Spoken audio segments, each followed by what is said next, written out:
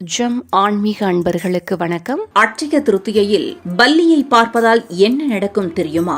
சித்திரை மாத வளர்ப்பிறை திதியன்று அட்சய திருத்தியை திருநாள் வெகு சிறப்பாக கொண்டாடப்பட்டது. அட்சய திருத்தியை அன்று நாடு முழுவதும் கொண்டாடப்படுகிறது. இந்த நாளில் பலரும் தங்கம், வெள்ளி, மஞ்சள், உப்பு உள்ளிட்ட மங்களகரமான பொருட்களை வாங்குவதில் ஆர்வம் காட்டி வருகின்றனர்.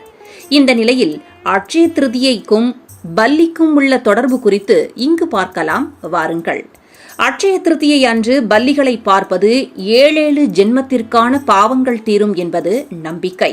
ஆனால் அட்சய திருதியை நாளில் அவ்வளவு எளிதில் பல்லிகளை பார்க்க முடியாது என்று கூறப்படுகிறது.